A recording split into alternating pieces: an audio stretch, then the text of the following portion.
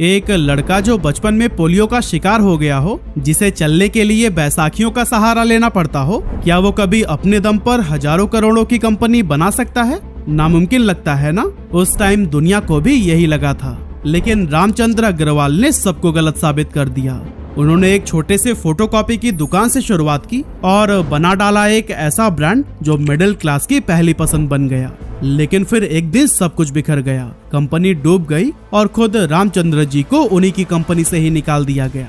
लेकिन रुकिएगा, कहानी यहीं पर खत्म नहीं होती। आगे चलकर रामचंद्र अग्रवाल ने कुछ ऐसा किया जो कि हर किसी के लिए एक इंस्पिरेशन है। तो चलिए इधर उधर की बातें न करके सब कुछ हम डिटेल में जानते हैं। तो दोस्तों, विशाल मेगा मार्ट की स्टोरी जितनी विशाल है, उसकी शुरुआत उतनी ही छोटी और स्ट्रगल से भरी हुई थी। असल में बात है 1980s की। कोलकाता में एक लड़का रहता था रामचंद्र अग्रवाल। बचपन में ही पोलियो होने की वजह से उसका एक पूरा पैर ही डैमेज हो गया, जिससे उसे बैसाखियों के सहारे चलना पड़ता था। ऐसे में लोग उसे देखकर कहते थे कि ये अब जिंदगी में क्या ही कर पाएगा, पोलियो ने इसे लाचार बना दिया है और इसका फ्यूचर तो पूरी तरह से बेकार है। लेकिन किसे पता था कि यही लड़का एक दिन रिटेल इंडस्ट्री में तहलका मचा देगा। अब रामचंद्र अग्रवाल एक मिडिल क्लास फैमिली से थे, जिनके घर की फाइनेंशियल कंडीशन भी कुछ खास अच्छी नहीं थी। पैसों की तंगी, जिम्मेदारियां और लोगों की बातें, सब कुछ उन्हें। दोस्तों, कुछ साल पहले तक केटीएम सिर्फ एक बाइक नहीं बल्कि हर यंगस्टर का सपना थी। सड़क पर निकले नहीं कि लोग पलट कर देखते थे, इंस्टाग्राम पर फोटो डाली नहीं कि कमेंट्स की बारिश शुरू हो जाती थी।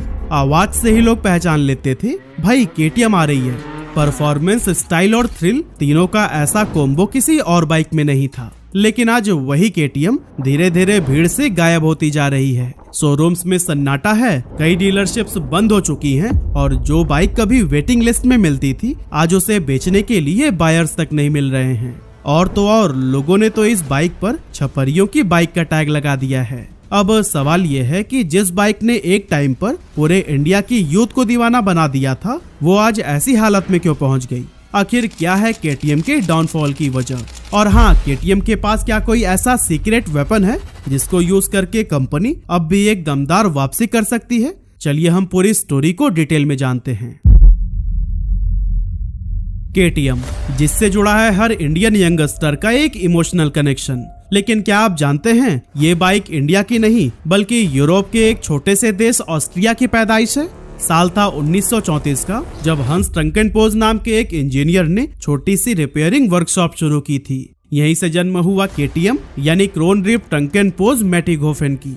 शुरुआत में केटीएम रगड स्टाइल यानी मजबूत और उबड़ खाबड़ रास्तों पर चलने